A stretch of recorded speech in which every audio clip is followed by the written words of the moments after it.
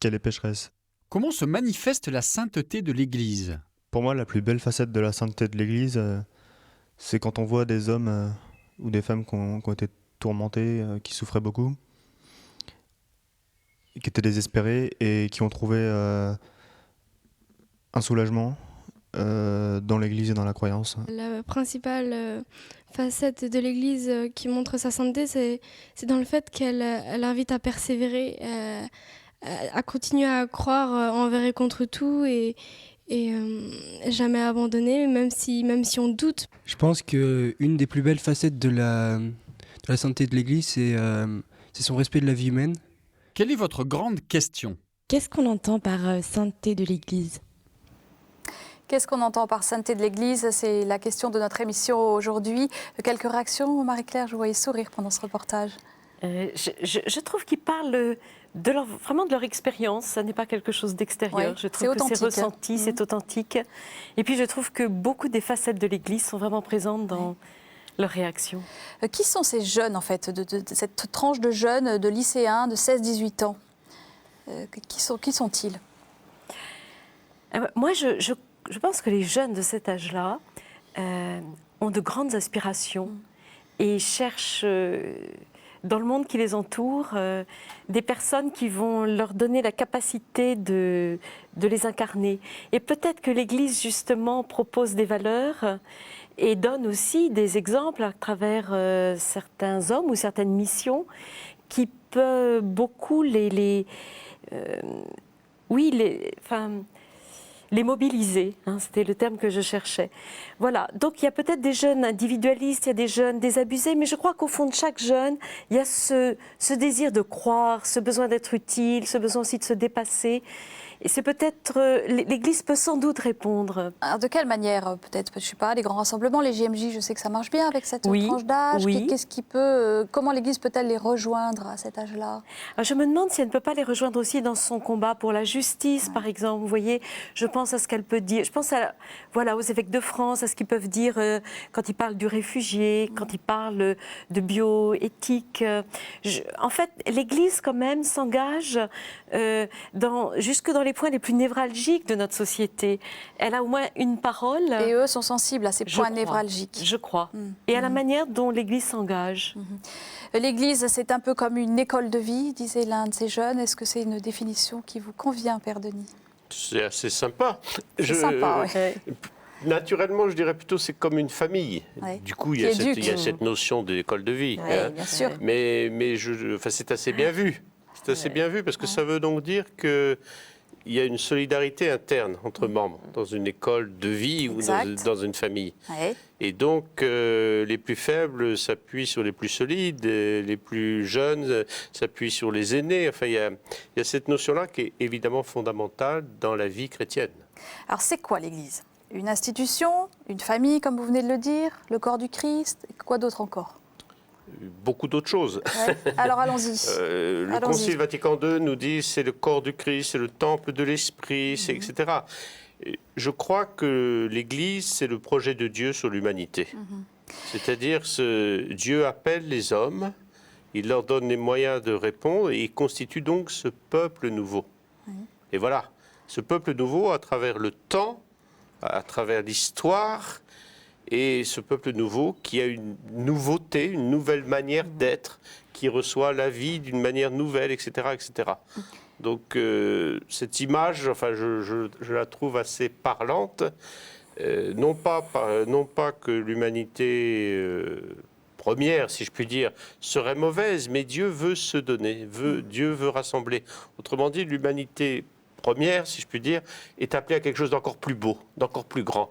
Quelles sont toutes les images que saint Paul utilise pour faire saisir aux premiers chrétiens ce qu'est l'Église et qui peuvent aujourd'hui encore nous aider à entrer dans ce que c'est que l'Église?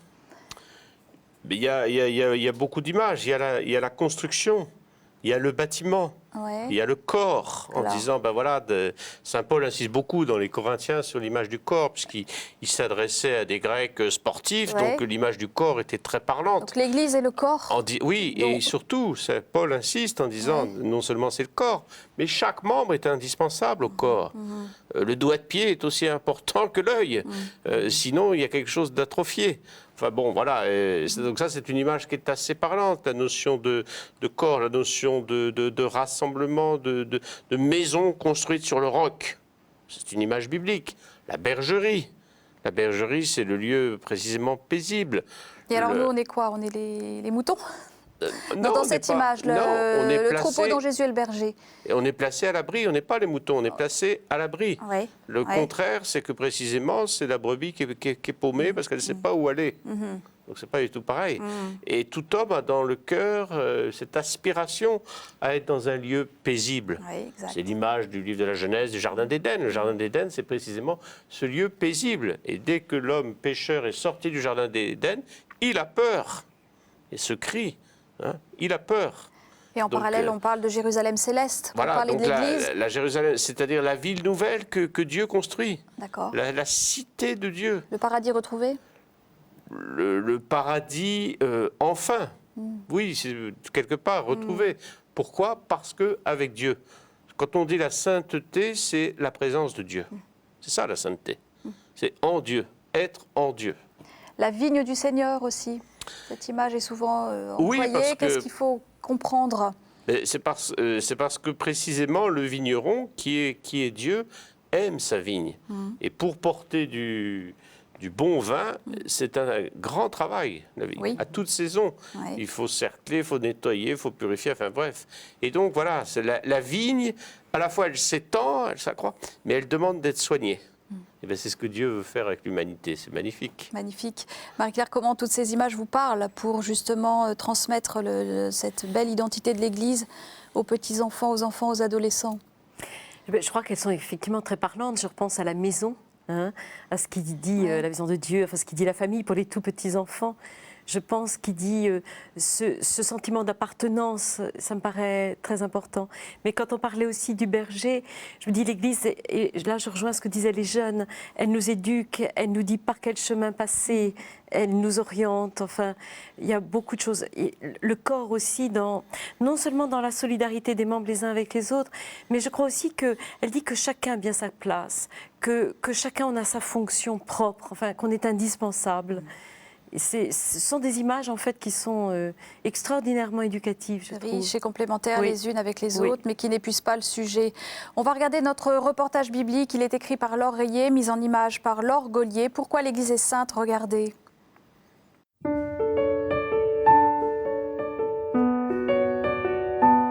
Dès la création du monde, Dieu a voulu nous faire prendre part à son dessein divin. Il nous a choisis avant la fondation du monde. Il nous a prédestinés à être pour lui des fils adoptifs par Jésus-Christ. Ce projet de Dieu expliqué par saint Paul dans l'Épître aux Éphésiens se concrétise à travers l'édification de l'Église. Un plan divin qui n'aurait pu voir le jour sans le Christ. Le jour de Pâques, Jésus a soufflé sur ses disciples comme Dieu au moment de la création pour leur redonner part à une plénitude. Car c'est par sa résurrection, après avoir sacrifié sa vie pour la rémission de nos péchés, que le Christ a permis aux hommes de réintégrer le dessein de Dieu. C'est au jour de Pâques qu'il nous redonne vie. Une autre humanité voit le jour. Les premiers chrétiens de langue grecque l'appelleront Ecclésia, ce qui signifie Église. Le Christ est de ce fait la tête de l'Église et nous en sommes le corps. Ainsi, nous sommes appelés à le faire vivre, le rendre fécond. On dit que l'Église est sainte parce qu'elle est le projet de Dieu. Une institution humano-divine en laquelle l'homme peut trouver la lumière, le pardon et la grâce pour la louange de la gloire de Dieu. C'est pourquoi il est essentiel que tous les membres du peuple chrétien soient au service de l'Église. Par le baptême, nous prenons part au projet divin, nous rappelle l'Épître aux Éphésiens. Aussi, nous devons honorer notre mission. Nous sommes tous utiles, chacun selon nos charismes. Saint Paul nous raconte que Jésus a aimé l'Église comme une épouse féconde. À notre tour, nous devons la chérir comme notre mère. La Bible nous donne toutes les clés pour y parvenir. Soyez bons les uns pour les autres, ayez du cœur. Pardonnez-vous mutuellement comme Dieu vous a pardonné en Christ. Telle est la règle de vie que nous devons adopter. Malgré sa sainteté, l'Église est bien souvent pécheresse. Nos fautes, nos infidélités, nos indifférences sont autant de plaies pour lesquelles il faudra rendre des comptes.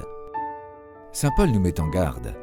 Sachez-le bien, Le débauché, l'impur, l'accapareur, l'idolâtre sont exclus du royaume de Dieu. Et il ajoute « Il vous faut vous dépouiller du vieil homme qui se corrompt sous l'effet des convoitises trompeuses. Il faut être renouvelé par la transformation spirituelle de votre intelligence. » Les sacrements sont les antidotes du péché, et c'est souvent à travers eux que la sainteté de l'Église nous apparaît clairement. L'Eucharistie, le sacrement de réconciliation, sont autant d'instants privilégiés. Les grands rassemblements sont également des temps forts où, malgré nos différences et nos fardeaux, la bonté de Dieu apparaît et rayonne sur les fidèles. Fort de cette conviction d'être sauvés, remettons nos vies à la providence divine. Un reportage que vous pouvez voir, revoir, télécharger en vous rendant sur le site internet de KTO, www.ktotv.com, rubrique 1000 questions à la fois. Pourquoi dit-on que l'Église est sainte? C'est notre question aujourd'hui.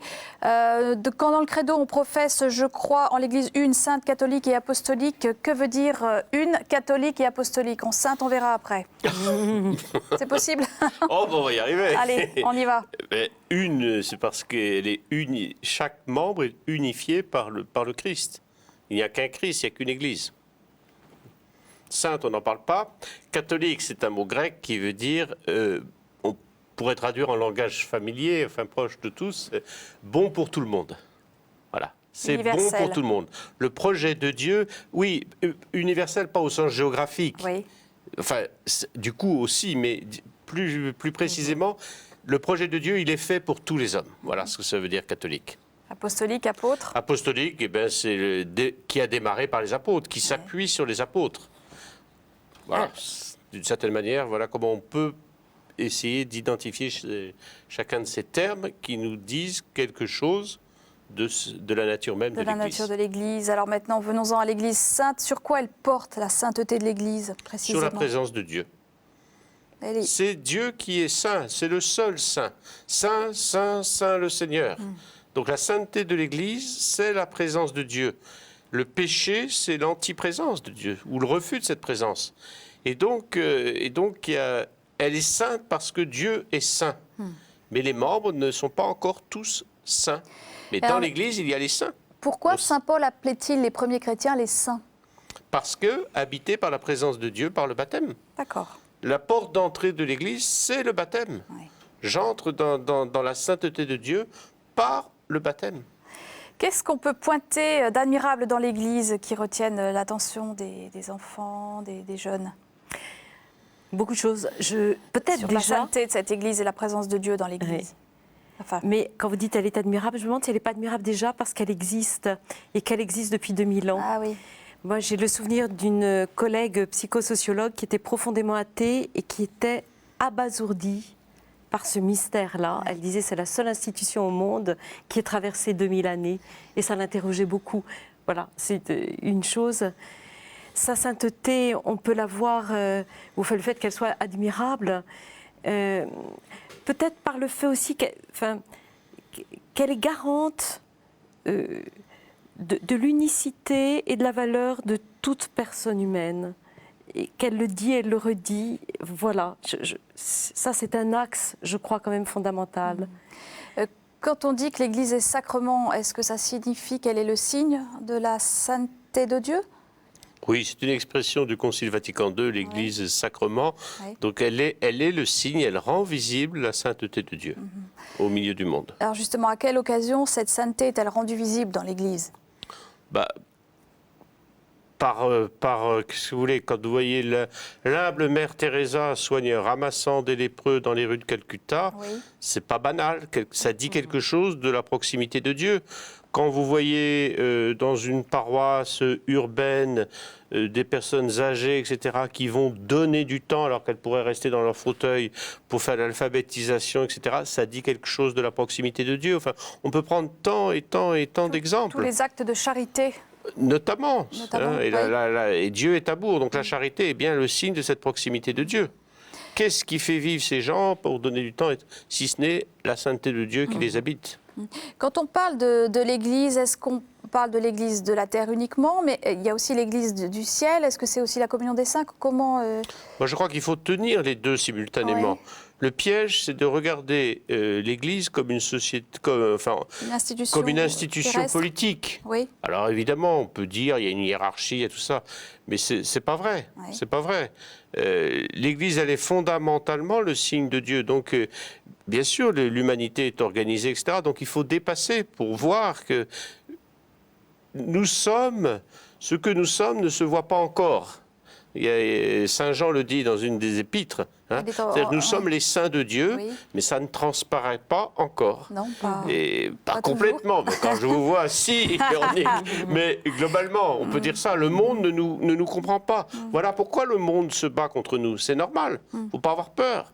Hein, parce que le monde ne nous comprend pas. Et parce que parfois, on donne un témoignage contraire. Mais alors, comment aider les enfants à entrer dans la dynamique de cette sainteté, malgré le témoignage du monde contraire Eh bien, précisément parce que c'est un appel. Et ça, du coup, c'est dynamique dans leur vie. Hein, il y a quelque chose devant eux. Le projet de leur vie, c'est ça. Un enfant, quasi naturellement au caté, ils disent tous, ils veulent être saints.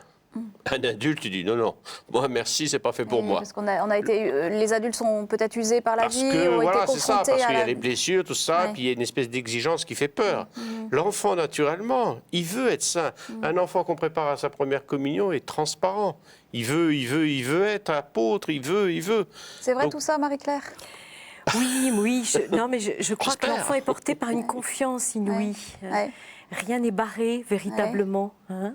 Alors comment Et- les aider à entrer encore plus et à tenir fidèlement dans la dynamique de la sainteté, à ne pas être usés par la vie et les contre-courants? Peut-être en ayant nous-mêmes un regard assez positif, déjà sur la vie quotidienne, sur ce qui s'y joue de plus profond, sur voilà, ce qu'il y a de magnifique dans ces relations interpersonnelles. Vous voyez, je crois qu'il y a un regard à éduquer. Et voir comment la vie perce, comment elle est toujours la plus forte. C'est-à-dire pointer ce qu'il y a de beau Oui, dans les la vie gestes des uns et des d'amour, autres. la Ouais. fraternité, Ouais. comment on se bat contre l'injustice, comment on va vers ceux qui sont les plus pauvres. Voilà. Je pense que l'enfant se sent bien naturellement dans un projet d'une envergure comme celle-là. Et il faut le verbaliser, en fait, verbaliser Oui. tout ce qu'il y a de beau et de sain dans le monde. Oui, oser en faire les liens, voilà, oui, tout à fait. Alors, il y a aussi des choses qui dérangent hein, chez les jeunes. Par exemple, une réflexion de jeunes, je crois en Dieu mais pas en l'Église, parce qu'entre le discours et le comportement, il y a un fossé. Vous avez déjà, vous, en tant qu'aumônier d'école et de collège, été confronté à ce genre de remarques.